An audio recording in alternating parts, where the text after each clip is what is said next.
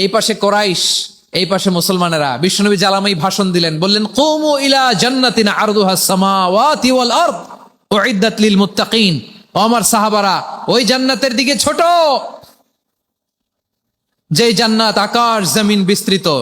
তোমরা দেখতে পাচ্ছ এটা বদরের ময়দান না, এটা আল্লাহর জান্নাত। আওয়াজ করে পড়েন আল্লাহু আকবার। বিশ্বনবী বললেন ছোট ওই জান্নাতের দিকে, যে জান্নাতের বিস্তৃতি আকাশ জমিন বিস্তৃত। বিশ্বনবীর এই কথা শোনার পরে এক আনসারী সাহাবী সাইয়েদনা উমাইর ইবনুল হুমাম রাদিয়াল্লাহু তাআলা আনহু খেজুর খাচ্ছিলেন। তিনি বিশ্বনবীর দিকে তাকিয়ে কথা শুনছেন আর খেজুর খাচ্ছেন। যখন বিশ্বনবী বললেন জান্নাতের দিকে ছোট, যে জান্নাত আকাশ জমিন বিস্তৃত, বিশ্বনবীর কথা শোনা মাত্র সাইয়েদনা উমাইর ইবনুল হুমাম বললেন বাহ বাহ। কি বললেন? বাহ বাহ মানে চমৎকার, মাশাআল্লাহ চমৎকার। আমরা ইদানিং কালে চমৎকার কিছু দেখলে ইংরেজিতে বলে ফেলি না ওয়াও ওয়াও, বাহ বাহ, মাশাআল্লাহ। বিশ্বনবী বললেন মা ইয়াহমিলুকা আলা কওলিকা বাহ বাহ ইয়া উমাইর। ও উমাইর, আমার এই কথা শুনে তুমি কেন বললা বাহ বাহ, চমৎকার চমৎকার কেন বললা?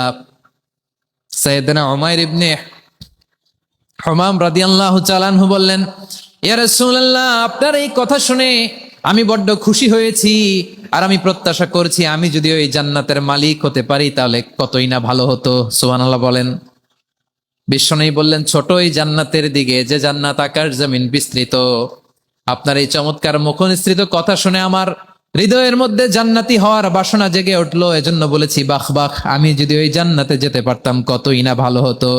উমাইরের কথা শুনে বিশ্বনবী বললেন ঠিক আছে উমাইর, জান্নাতে ঢোকার জন্য, এই জান্নাতের অধিবাসী হওয়ার জন্য যেহেতু তোমার এত আকাঙ্ক্ষা, আমি বলে দিলাম আনতা মিন আহলিহা, তুমি আল্লাহর ওই জান্নাতের অধিবাসী হবা।